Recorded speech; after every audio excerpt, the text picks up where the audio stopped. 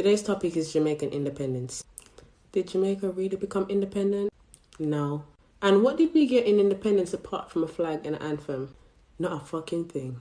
So in 1692, when colonial government was set up, just remember this, they took over in 1665 and named the island Jamaica in 1691. Anyways, the government consisted of a governor, executive council, magistrates court, and the court of admiralty. These courts are what we call today as maritime courts, meaning they have nothing to do with law or common law. The governor was also known as the Lord of the Land, and he was also the commander for the Jamaican militia. The Jamaican militia today is what we know as JDF, the army. The army was and still being used as their personal bodyguards. Now you might say I'm wrong, but ask yourself this. When has a Jamaican soldier ever been deployed to fight a war against another country? Never. All they do is fight Jamaican people by keeping us in order. That's why I call it a personal army.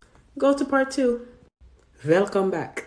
By 1962, the black population became the superior majority, meaning that there was more black Africans more than any other racial group within the Caribbean at that time. So they know they couldn't continue with the same systems they had oppressing black people. So to appease black citizens and white colonists, the Crown decided to hand over some responsibility to the desegregated local parliament, basically letting some Negroes in. And that's all we got. Don't believe me? This is what the Independence Act of 1962 did not do for us, because I read the act. It did not relinquish the Queen's claim and dominion over the island. She still owns it. It did not return ownership and resources of the land back to the people. We don't own them.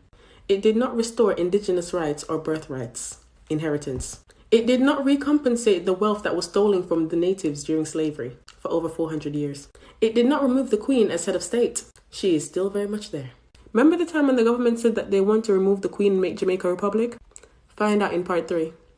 Hello. Like I was saying, the government does not have the authority to remove the Queen as head of state, because they work for her. The Queen owns the island, so the governments are her employees. How can you take something legally from someone who already owns it?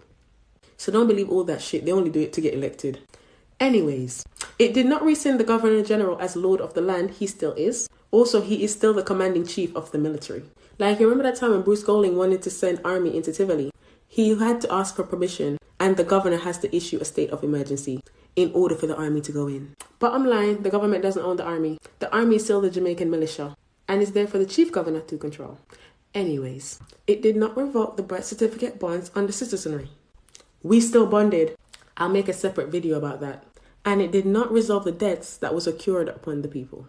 This so-called independent nation started off flat broke. No money, debt, broke. Go to part 3.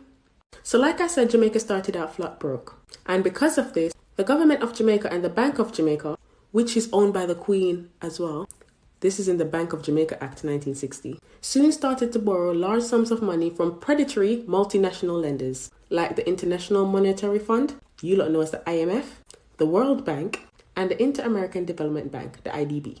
Those banks carry high interest rates and harsh penalty fees, one of them being known as the Structural Adjustment Policy. Keep that in mind. Here is an example of a structural adjustment policy. Jamaica has 3 million people currently living on the island, but only 6 post-service general hospitals. Portmore is the most popular parish on the island and they still don't have a hospital. You know why they don't have a hospital? Because of the structural adjustment policies. Because of this policy, when the IMF lends you money, they can tell you what they want you to spend it on. And they told us explicitly that we can't build no new schools or hospitals. Part 5. Welcome to part 5. This is part of the reason why Jamaica has not built a new school in over 20 years and a hospital in over 30 years. And the debt is why, which is the grip of poverty in Jamaica. Another negative impact that these policies have on Jamaica is to force the country to sell out its resources. We don't own the bauxite, nor the tourism, nor the airlines, or the airports, agriculture, utilities, or the highways. The 6th of this month will be 58 years since our independence, and these policies are still running our country. They dictate everything, from the value of the dollar to the rate of income tax, to what schools they open or what roads get fixed. Today, every half of a dollar that you pay in tax goes towards serving that debt. The other half goes to royalties and other bondholders.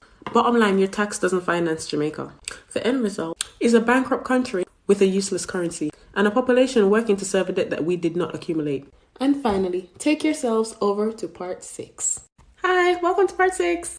There is a group in Washington, D.C. called the Center Correspondent for Economy. They published a report in 2015. And in that report, they declared that Jamaica was the most indebted country in the world.